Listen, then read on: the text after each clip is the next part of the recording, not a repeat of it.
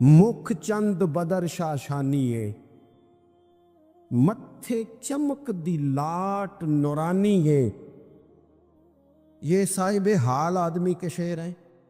मुख चंद बदर शाशानीए, मत्थे चमक दी लाट नूरानी है। ओदी काली जुल्फ ते अख मस्तानी है। मखमूर अखी हन मद भरियां, सुबहान अल्लाह। माँ आज माला का, माँ आक माला का, वो लोगों किथे मेहरे अली ते किथे तेरी सना। इतनी बातें करके भी कहने लगे ना ना ना, कोई मिसल ना ढोलन दी। मैं क्या मिसाल दूं? क्या बात समझाने के लिए मिसाल देनी पड़ती है ना, कोई मिसाल देनी पड़ती है ना, किसी का तज़किरा करना पड़ता है। हुजूर का हुस्न समझाने के लिए किसकी मिसाल दे? कहां से वो ढूंढ के लाएं जिसको पहले बयान करके हुजूर का हुस्न समझाया जा सके, जिस जैसा रब ने पैदा ही कोई नहीं किया। कोई ऐसी चीज होती, कोई चलो कोई दूर दूर का कोई ताल्लुक होता तो कोई मिसाल दे लेते। कहने लगे नहीं नहीं नहीं यारो, कोई शय मिली नहीं, कोई मिसल नहीं ढोलन दी। तू चुप कर मेरे अली थे जा नहीं हो बोलन दी। नहीं है ही नहीं मिसाल, कहां से मिसाल तलाश करें, कहां से लाए? अगर हुस्न से ही प्यार करना है ना, खूबसूरती से ही प्यार करना है, तो हजरत बरा बिन आज़ब फरमाते हैं, और सही बुखारी में मौजूद है, फरमाते हैं कायनात में सबसे खूबसूरत चेहरा मदीने वाले रसूल का है। अगर किसी ने हुस्न से ही प्यार करना है ना, तो हुजूर के आने के बाद ज्यादती है फिर किसी और से प्यार करना। अगर खूबसूरती से ही प्यार करना है ना, तो फिर ये उसने ठीक नहीं किया कि इतने बड़े जलवे। हजरत अब्दुल्ला बिन रवाहा कहते हैं नबी पाक कोई मोजज़ा बिना ना दिखाते, ना हुजूर डूबे हुए सूरज को मोड़ते, ना चांद के दो टुकड़े करते, ना पत्थर कलमा पढ़ते, ना दरख्त सजदा करते, कोई मोजज़ा बिना ना दिखाते, बस हुजूर ना बैठे रहते। तो हुजूर का लोगों ने चेहरा ही देखते जाना था और कलमा पढ़ते जाना था। हुजूर का चेहरा हुजूर की नबुव्वत की दलील के लिए काफी था। कायनात में बड़ी तारीफें की गई, बड़ा कुछ कहा गया, लेकिन मैं कह रहा हूं लोगों ने ना खूबसूरतियां खरीद की हैं, खरीद की हैं। हुजूर ने तो खूबसूरती का रंग ही बदल दिया है, उन्वान ही बदल दिया है। हुजूर ने एक नई तरह दी है, एक नया ज़ौक दिया है। यानी महबूब करीम सल्लल्लाहु ताला अलैहि वसल्लम को पसीना आता है। हज़रत अनस बिन मालिक रज़ी अल्लाह ताला अन्हु फरमाते हैं कि देखे ना, पसीना बहुत सारे लोगों को भाता नहीं। यानी पसीना बाज़ों का कोई किसी के पसीने से तकलीफ में ना भी हो तो लोग कहते हैं यार मुझे पसीना आ गया है, मैं ज़रा कपड़े बदल लूँ। हज़रत अनस बिन मालिक कहते हैं नबी करीम अलैहिस्सलाम कभी कभी ना हमारे घर में आराम करते थे, मेरी अम्मा चमड़े का बिस्तर बिछाती थी। मैंने कहा हुजूर ने ना खूबसूरती का उन्वान बदल दिया है। लोग जिसे खूबसूरती समझते थे हुजूर ने उस उन्वान को बदल के रख दिया। वो बिल्कुल मानवियत जाज़बियत अलग तब्दील कर दी। कभी पसीने से भी लोगों ने फैज लिया है, लेकिन यहां रंग बदल दिया ना, उन्वान बदल दिया ना, नबी करीम तब्दील कर दिए ना सारे अहवाल दुनिया के। कहते हमारे घर में हुजूर कभी कभी आराम करते थे। मेरी वालदा जिस दिन पता होता हुजूर यहाँ आराम फरमा होंगे, चमड़े का बिस्तर बिछाती। अब चमड़े का बिस्तर हुजूर के लिए, फरमाते चमड़े का बिस्तर बिछता, जब हुजूर आराम फरमा होते तो पसीना भी आता, और वो पसीना कभी कभी यहाँ चमकता। कहने दो ना मुझे मुख चंद बदर शाशानू, ऐ जे मत्थे चमक दी लाट नौरानी। ते वो कभी कभी पसीना ना हुजूर के रुखे नूर पर चमकता, बाजुओं पर चमकता, पर उसके चंद कतरे ना वो चमड़े के बिस्तर पर भी गिरते। कहते हैं हुजूर उठ के चले जाते तो मेरी अम्मा जल्दी करती, वो हुजूर का सारा पसीना संभाल के बोतल में डालती। میں کہتا اما اس کا کیا کرنا ہے؟ تو اما کہتی ذرا سونگ نا، دنیا میں ایسی خوشبو کہیں ہے جو خوشبو مدینے والے کے پسینے میں ہے؟ اور یارو دیکھو نا کسی درویش نے کیا کہا ہے، وہ کہتا ہے مدینے میں سکون کیوں ہے، قرار کیوں ہے، خوشبو کیوں ہے، ٹھنڈک کیوں ہے، دل کیوں لگتا ہے؟ وہ کہتے عرصہ ہوا طیبہ کی گلیوں سے وہ گزرے تھے، اب تک ان گلیوں میں خوشبو ہے پسینے کی۔ عرصہ ہوا طیبہ کی گلی، تو اگر کسی نے حسن سے ہی پیار کرنا ہے تو پھر وہ جبر نہ کرے، وہ آئے نہ میرے رسول سے پیار کرے، آئے نہ حضور کی سادگی سے پیار کرے، آئے نہ میرے رسول کریم کے بظاہر کچے گھر سے پیار کرے، آئے نہ حضور کے سادے لباس سے پھوٹنے والی نورانیت سے پیار کرے۔ اگر حسن سے ہی پیار کرنا ہے تو صحابہ کہتے ہیں ہم نے دیکھا ہے چاند چمکتا، حضور کے مقابل چمکتا دیکھا ہے، لیکن حضرت جابر بن سمرہ کہتے ہیں مجھ سے قسم لے لو جب حضور کے چہرہ نور سے کپڑا ہٹتا تھا چاند منہ چھپاتا پھرتا تھا۔ ہم نے دیکھا ہے چاند کی روشنی ماند پڑتی تھی چاند کی روشنی۔ عرب کی چاند جب وہ کسی نے نا کہا ہے قیامت کے نقشے سارے بدل جانے ہیں، تو کہا کیسے بدلیں گے؟ حضور کی دعا سے،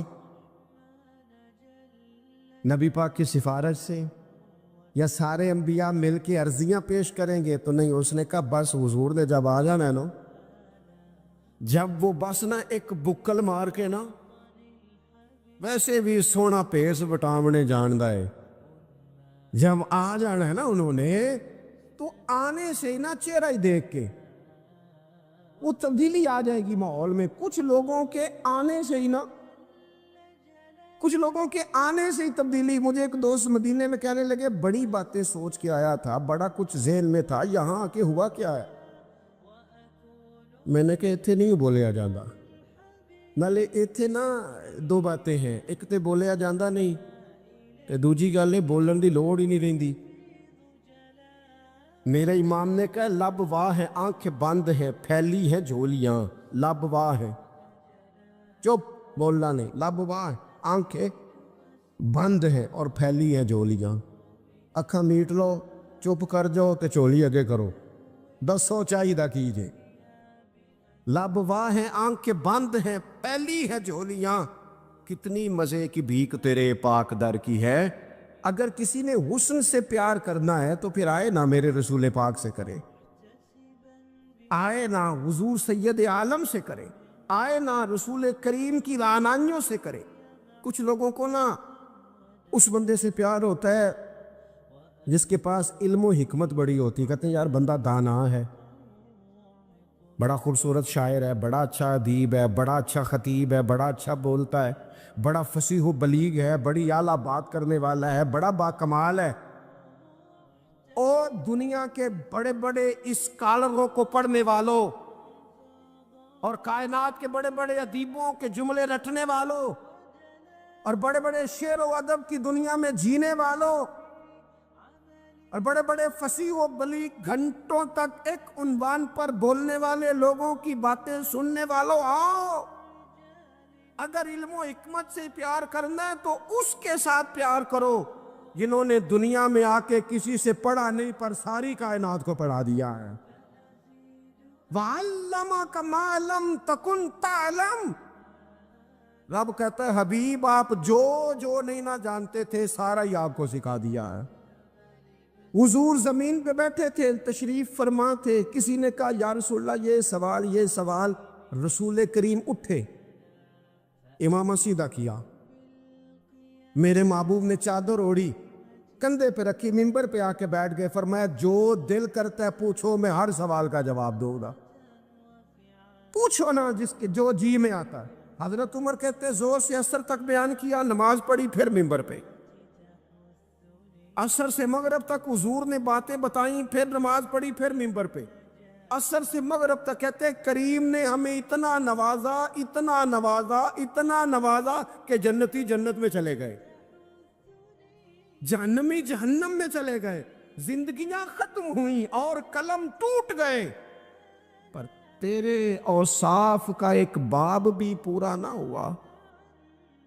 آئے جس نے حکمت سیکھنی ہے مدینے والے سے سیکھے، آئے جس نے سپہ سالاری سیکھنی ہے میرے رسول سے سیکھے، آئے جس نے قیادت کے اصول سیکھنے ہیں حضور سے سیکھے، آئے جس نے اعلیٰ استاد بننا ہے صفا یونیورسٹی کے استاد سے سیکھے، آئے جس نے آقائی کے آداب سیکھنے ہیں وہ آئے نہ سیکھے۔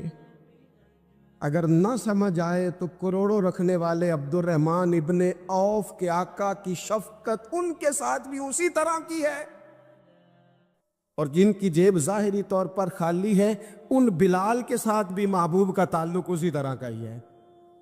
آئے نہ دیکھے آئے، اور رسول کریم نے نہ صرف لوگوں کو اس طرح سے حکمت سکھائی ہے، اس طرح کی حکمت سکھائی ہے کہ صرف انہیں آداب زندگی اور طور طریقے نہیں بتائے، حضور نے اس طرح کی درویشی کی، اس طرح کی سادگی بتائی کہ امیروں کا فقیر ہونے کو دل کرنے لگا، اور فقیر سمجھ لگے کہ ہم سے بڑا تو بادشاہی کوئی نہیں، ہم سے بڑا تو تگڑا ہی کوئی نہیں۔ یہ دیکھو نا حضرت عثمان غنی امیر باپ کے بیٹے، حضرت مصعب ابن عمیر امیر ماں کے بیٹے، حضرت عبد الرحمن بن عوف امیر، لیکن کبھی مسجد کا جھاڑو، کبھی حضور کے دروازے کی نوکری، اور سجنا اویخ یار منوں دی خاطر اساں کی پیس وٹائے۔ ان امیروں کو نہ فقیری کے ڈھب سکھائے، اور یہ ہے بلال حبشی، کہتے میں غلام، میرا باپ غلام، دادا پردادا غلام، گھر سارے غلاموں کے، لیکن میں وہ والا غلام ہوں کہ کبھی آ جاؤں نا محفل میں تو عمر جیسا بندہ اٹھ کے کھڑا ہو جاتا ہے اور میرا بازو تھام کے لاتا ہے۔ عمر جو دھرتی پہ درہ مارے تو زلزلے رک جائیں، عمر اعلان کر دے تو دنیا کانپ جائے، لیکن سیدنا بلال کہتے ہیں میرا بازو تھامتے عمر، اپنی جگہ پہ بٹھاتے، میں رو پڑتا، میں کہتا سونیا غریب ماں کا پتر، میرا ابا چکی چلاتا تھا، کام کرتا تھا، اتنا احساس۔ تو کہتے سیدنا عمر کہتے وہ پہلے کی بات ہے، اب تو حضور کے غلام ہونا، انت سیدنا بلال، جب سے تو مدینے والے کا غلام بنا ہے ہم سب کا تو سردار ہو گیا ہے، تو سردار ہے ہمارا، علم و حکمت یہاں سے سیکھو، یہاں سے سیکھو۔ اور اگر کچھ لوگ کہتے ہیں جی مجھے فلانے سے اس لیے پیار ہے کہ اس کے پاس دولت ہے، پیسے ہیں، اس کے پاس اقتدار ہے، مجھے محبت اس لیے ہے کہ وہ بندہ جو ہے وہ بڑی طاقت رکھتا ہے، کسی مشکل میں کام آئے گا، مجھے اس لیے محبت ہے کہ اس شخص کے خزانے بڑے بھرپور ہیں تو کہیں میری مشکل حل کر دے گا۔ پیسے والے لوگوں سے بھی تو لوگوں کو پیار ہو جاتا ہے نا، وہ کہتے ہیں یہ میرے اوپر احسان کر دے گا، کوئی نیکی کر دے گا، کہیں مشکل آ جائے گی تو کام آئے گا۔ تو اگر خزانے والوں سے ہی پیار کرنا ہے تو پھر ان سے تو نہ پیار کرو، جن کے پاس خزانے تو ہیں دل کوئی نہیں، جن کے پاس تجوریاں تو ہیں بانٹنے کا جذبہ کوئی نہیں، جن کے پاس بینک بیلنس تو ہے لیکن ان کے پاس مروت کا حسن کوئی نہیں، جو باتیں تو بڑی رکھتے ہیں لیکن سینے میں غریب کا درد نہیں رکھتے، پھر ان سے محبت کرنے کی کیا ضرورت ہے، پھر ان سے پیار نہ کرے۔ جو صحیح بخاری میں موجود ہے، مدینے والے محبوب فرماتے ہیں میں سو رہا تھا، اللہ کریم نے خزانوں کی کنجیاں ہی مجھے عطا فرما دی ہیں، فرمایا زمین کے خزانوں کی کنجیاں میرے دونوں ہاتھوں میں لا کے رکھ دی ہیں، اللہ نے محبوب کو محبوب بنا لیا ہے۔ اس کا صرف ترجمہ کبھی بندے کی سمجھ میں آ جائے نا تو سارا میلاد اس کی سمجھ میں آ جاتا ہے۔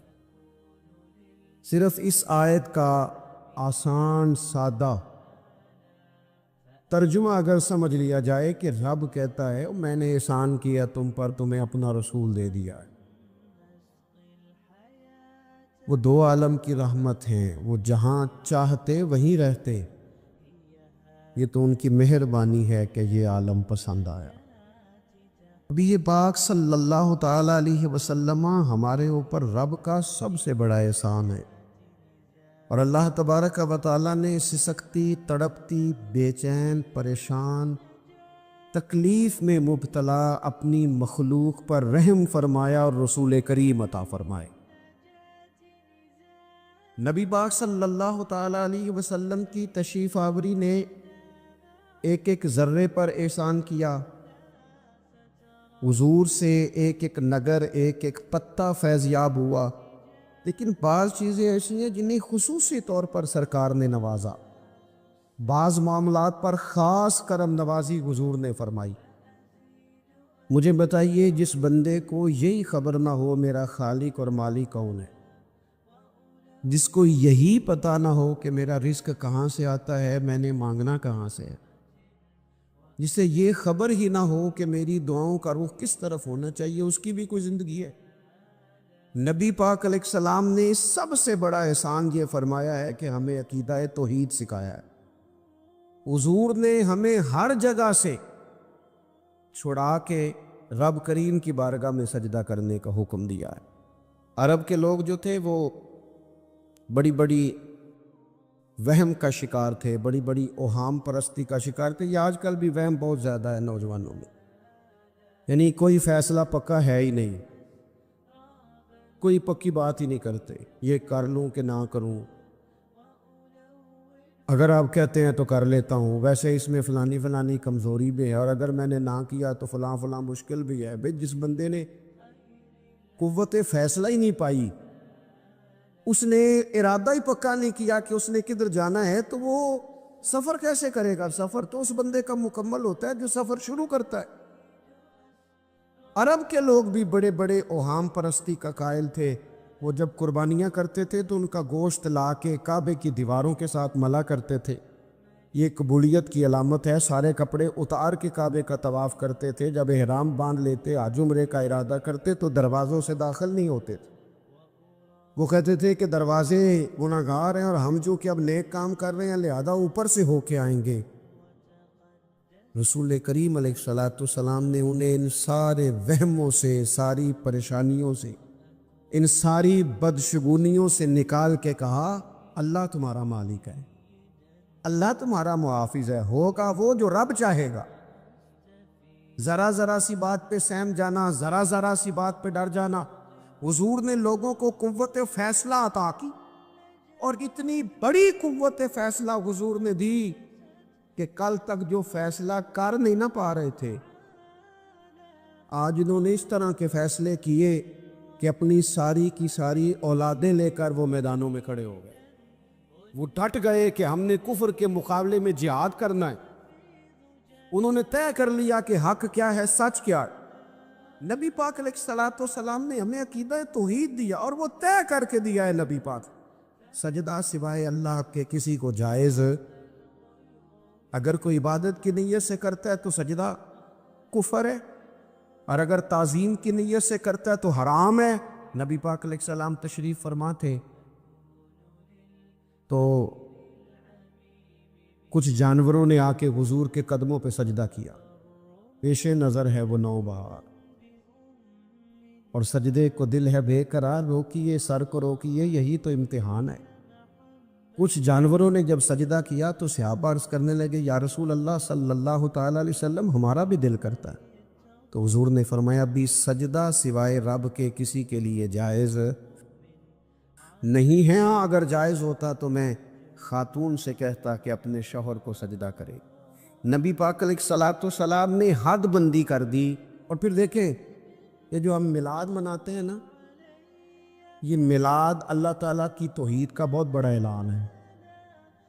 ہم کہتے ہیں نبی پاک کا میلاد ہوا، جس کا میلاد ہوتا ہے وہ خدا نہیں ہوتا، جو پیدا ہوتا ہے وہ رب۔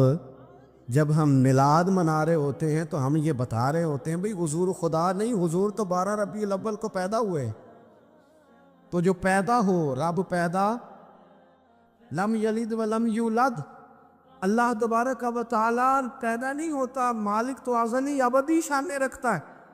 اس لیے عقیدہ توحید بندے کو مضبوط کر دیتا ہے۔ انسان جب عقیدہ توحید والا ہو جاتا ہے اور نبی پاک علیہ السلام دنیا میں رب کی طرف بلانے آئے، وداعیا الی اللہ باذنہ وسراجا منیرا، حضور نے لوگوں کو اللہ کی جانب دعوت دی۔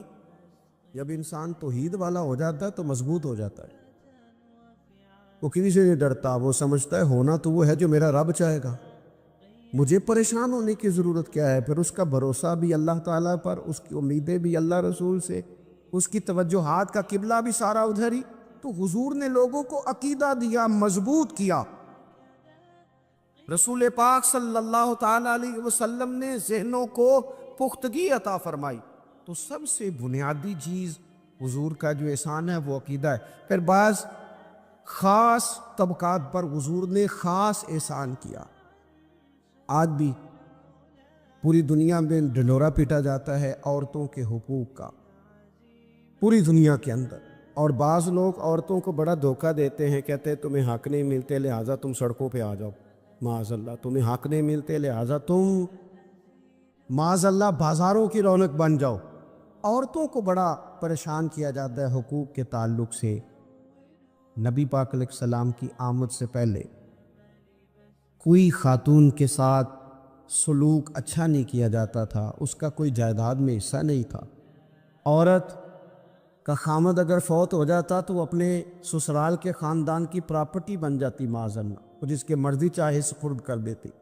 ہندوستان کے بعض علاقوں میں ایسی کبھی رسمیں بھی پائی جاتی تھی کہ بعض عورتیں اپنے خامد کے ساتھ جل جانا مناسب سمجھتی تھی کہ بعد میں کوئی زندگی تو ہوگی نہیں، اور بیوہ خاتون اور طلاق یافتہ خاتون، اس کے بارے میں تو لوگوں کا خیال تھا کہ شاید یہ خاتون بالکل سوسائٹی اور سماج کا حصہ ہی نہیں ہونی چاہیے۔ قربان جائیں، یہ اعزاز میرے نبی پاک نے دیا ہے۔ حضور نے پہلی شادی ہی اس خاتون سے کی ہے جن کا پہلے بھی نکاح ہو چکا تھا، اور خاتون کو حضور نے حقوق دیے، جائیداد میں حصہ دیا۔ کہا جو بیٹیوں کی بہنوں کی پرورش کر کے آئے گا اور اچھی پرورش کر کے انہیں روانہ کر دے گا، جس طرح میری 2 انگلیاں جڑی ہوئی ہیں میرے ساتھ جڑ کے جنت میں جائے گا۔ اور ایک روایت میں فرمایا کہ جب کسی کے ہاں بیٹی پیدا ہوتی ہے نا تو اللہ فرشتوں کو بھیجتا ہے اور وہ اس کے گرد کھڑے ہو جاتے ہیں اور گھر والوں کو سلام کہتے ہیں اور کہتے ہیں یہ ضعیفہ ایک ضعیفہ سے پیدا ہوئی ہے، یہ کمزور، یعنی صنف کے لحاظ سے کمزور نازک بچی ایک نازک ماں سے پیدا ہوئی ہے۔ فرشتے کہتے ہیں جو اس کی پرورش کرے گا نا اللہ قیامت تک اس کی مدد کرے گا، اس کی ہمیشہ مدد ہوتی رہے۔ اور نبی پاک صلی اللہ تعالیٰ علیہ وسلم کی خدمت میں آ کے جب خواتین نے کہا تھا نا یا رسول اللہ ہمارے تو دین دنیا کے معاملات میں مردوں کے تعلق سے کمزوری ہے، کئی دن تو ہم ویسے نماز نہیں پڑھ سکتی مہینے میں، کئی دن تو ہم ویسے عبادات کے قریب نہیں جا سکتی، جہاد پہ ہم نہیں جاتی، گواہی ہماری مردوں کے برابر نہیں، تو یا رسول اللہ صلی اللہ علیہ وسلم ہمارا بھی کوئی اعزاز ہے؟ تو حضور نے فرمایا جب کوئی خاتون حاملہ ہوتی ہے نا تو اللہ اسے اتنا ہی ثواب دیتا ہے جتنا جہاد کرنے والے کو ثواب دیتا ہے، اور جب بچہ پیدا ہوتا ہے تو اللہ تعالیٰ اسے شہادت کا درجہ عطا کرتا ہے، اور جب وہ بچوں کو دودھ پلاتی ہے تو رب اسے غلام آزاد کرنے کا ثواب عطا کرتا ہے۔ ایک دفعہ نا نبی پاک صلی اللہ تعالیٰ علیہ وسلم کی خدمت عالی مرتبت میں حضرت عائشہ صدیقہ رضی اللہ تعالیٰ عنہ نے ایک واقعہ عرض کیا، عرض کی حضور آج میرے ساتھ عجیب معاملہ ہوا، میں گھر میں اکیلی تھی تو ایک خاتون 2 بیٹیوں سمیت آئی، اس نے کہا کہ میں بھی بھوکی ہوں، میری بیٹیاں بھی پریشان ہیں، کھانا نہیں کھایا۔ سیدہ پاک کہتی ہیں یا رسول اللہ میرے پاس بھی 3 کھجوریں تھیں گھر میں پڑی، یہ 2 جہاں کے شاہ ہیں پر پاس کچھ رکھتے نہیں، اور 2 جہاں کی نعمتیں ہیں ان کے خالی ہاتھ میں۔ فرماتی ہیں وہ تینوں کھجوریں میں نے ان تینوں ماں بیٹیوں کو دے دی، ماں نے پہلے ایک ایک کھجور دونوں بیٹیوں کو دی، پھر بچیاں وہ کھجور کھا کے ماں کی طرف دیکھنے لگی تو جو کھجور ماں کے پاس تھی اماں نے اس کے بھی 2 حصے کر کے بیٹیوں میں بانٹ دیے۔ حضرت عائشہ عرض کرنے لگی یا رسول اللہ میں نے یہ بڑا نرالا رنگ دیکھا ہے، ماں کا اپنے بچوں سے پیار کا انداز۔ تو حضور نے کیا فرمایا؟ نبی پاک علیہ الصلوۃ والسلام فرمانے لگے سن پھر، اللہ تعالیٰ نے اس عورت پر جنت کو واجب کر دیا ہے۔ فرمایا اللہ نے اسے جہنم سے دور کر دیا جو بیٹیوں کے معاملے میں آزمایا گیا، اور جس نے پھر ان کے ساتھ اچھا سلوک کیا۔ اپنا حضور کا عمل یہ تھا کہ حضور کی بڑی صاحبزادی سیدہ زینب رضی اللہ تعالیٰ عنہ، یہ حضور کی سب سے بڑی صاحبزادی ہیں، یہ بخاری میں آپ کو ملے گا کہ ان کی بیٹی جناب امامہ بنت زینب چھوٹی سی عمر تھی، تو جب حضور نماز کے لیے آتے تھے تو نواسی کو اٹھا کے ساتھ لے آتے تھے، اور وہ حضور نماز پڑھتے تھے تو وہ نبی پاک کے کندھوں پہ کھیلتی تھی۔ حضور نے عملاً بیٹیوں سے پیار کرنا سکھایا، بیٹیوں سے محبت کرے، بیٹیوں سے پیار کرے۔ بیٹیاں بڑی خیر خواہ ہوتی ہیں، بیٹیاں ماں باپ کی بڑی وفادار ہوتی ہیں، بیٹیاں بڑا خاص تعلق رکھتی ہیں۔ جوانوں، آپ سے بھی کہوں گا بہنوں کی طرف توجہ رکھیں، جو کسی کی بہن آپ کے گھر ہے اس کا بھی خاص احساس کریں، وہ بھی کسی کی بہن ہے، لیکن اپنی بہن کے ساتھ بھی خاص نسبت کا تعلق قائم رکھے، رشتوں میں اعتدال ہونا چاہیے۔ اس صنف کو نبی پاک علیہ السلام نے خاص کر کے نوازا، اور ہمارا بھی ان کے ساتھ خاص رشتہ ہونا چاہیے۔ اسی طرح کا معاملہ یتیموں کے ساتھ ہے، کمزوروں کے ساتھ ہے۔ دیکھو آج نا ہمارے ہاں کمزوروں، غریبوں، مسکینوں، یتیموں کی مدد تو کی جاتی ہے، لیکن انہیں لوگ اپنے ماحول کا حصہ نہیں بناتے۔ یعنی کبھی گئے تو غریبوں میں آٹا بانٹ آئے، کبھی گئے تو غریبوں میں جا کے کپڑے تقسیم کر آئے، کبھی گئے تو غرباء کو کچھ وقتی طور پر کچھ ضروریات زندگی دے دی، کبھی عیدیاں بانٹ دی، کبھی سیلاب زدگان میں چلے گئے۔ غرباء کو کچھ نہ کچھ صدقات تو دے دیے جاتے ہیں، ان پر کچھ خیرات تو کر دیا جاتا ہے، لیکن انہیں سوسائٹی کا، ماحول کا حصہ نہیں بنایا جاتا۔ حضرت عبداللہ ابن عمر کہتے ہیں نبی کریم علیہ السلام کے پاس نہ 10 دینار تھے، ویسے تو کائنات ہی میرے نبی کی مٹھی میں ہے، لیکن ظاہری طور پر 10 دینار تھے۔ حضور ایک دکان پہ گئے، 4 دینار کا حضور نے ایک جوڑا خریدا، کپڑے خریدے، وہ قمیض حضور نے پہنی، ایک انصاری آگے بڑھ کے عرض کرنے لگے حضور میرا بڑا دل کر رہا ہے، یہ مجھے نہیں دے دیتے آپ؟ تو حضور خوش ہو گئے۔ یہ میرے محبوب کا دروازہ ہے کہ جب کوئی مانگتا ہے تو حضور خوش ہو جاتے۔ نبی کریم سے مانگا اس شخص نے تو حضور خوش ہو گئے، اور محبوب نے وہ کرتا، وہ کپڑے اتار کے اس انصاری کو عطا کر دی، اور 4 دینار کے اور خرید لیے، باقی بچے 2 دینار۔ نبی کریم وہ لے کے نکلے، رخصت ہوئے گھر جانے کے لیے، تو رستے میں خاتون کو روتے ہوئے دیکھا، حضور رک گئے، فرمایا کیوں رو رہی ہو؟ عرض کرنے لگی یا رسول اللہ صلی اللہ تعالیٰ علیہ وسلم میں فلاں آدمی کی کنیز ہوں، نوکرانی ہوں، اس نے آٹا لینے بھیجا تھا 2 دینار کا، وہ 2 دینار گم ہو گئے، حضور نے 2 دینار اسے عطا کر دی، وہ دیے تو پھر رو رہی تھی۔ فرمایا اب کیوں روتی ہو؟ کہنے لگی یا رسول اللہ ڈرتی ہوں دیر بڑی ہو گئی، یا مار ہی نہ پڑے۔ تو حضور نے فرمایا چل نہ، میں تیرے ساتھ چلتا ہوں۔ حضور ان کے گھر گئے، وہ اہل ایمان کا گھر تھا جن کی وہ کنیز تھی، جا کے کہا السلام علیکم، اندر سے جواب ہی نہیں آیا۔ پھر فرمایا السلام علیکم، کوئی جواب ہی نہیں آیا۔ محبوب کا طریقہ مبارکہ تھا 3 دفعہ دستک، پھر واپسی۔ تیسری دفعہ کہا السلام علیکم، تو وہ سارے بول پڑے وعلیکم السلام یا رسول اللہ، حضور ماں باپ قربان۔ تو حضور فرمانے لگے میں نے پہلے بھی 2 دفعہ سلام لیا، بولا کوئی نہیں؟ کہا یا رسول اللہ اپنے نصیب تھے نا کہ ہم پہ سلامتیاں بھیج کون رہا ہے، ہم نے سوچا ذرا 3 دفعہ مل جائے سلام، ذرا مل جائے نا، حضور سلامتی بھیج رہے ہیں تو آتی رہے نا۔ تو محبوب کریم علیہ الصلوۃ والسلام فرمانے لگے یہ تمہاری کنیز وہاں کھڑی رو رہی تھی، اس بیچاری کے 2 دینار گم ہو گئے تھے، اسے دوبارہ سامان لاتے کچھ دیر ہو گئی، اس پر سختی نہ کرنا، مارنا نہ۔ غلام کہنے لگے حضور اس خاتون کے قربان جائیں جو ہمارے کریم رسول کو ہم جیسے غریبوں کے گھر تک لے آئیے، مارنا کیا، ہم اسے آزاد کر دیں، یہ آزاد ہے اللہ کی رضا کے لیے۔ یہ دیکھو یہ میرے نبی پاک کا انداز ہے۔ حضور نکلے تو جناب عبداللہ ابن عمر فرماتے ہیں رسول کریم فرمانے لگے شکر ہے اللہ تعالیٰ کا، 10 دینار تھے، ایک انصاری نے بھی قمیض پہن لی، میں نے بھی قمیض پہن لی، اور رب نے کنیز کو آزاد بھی فرما دیا۔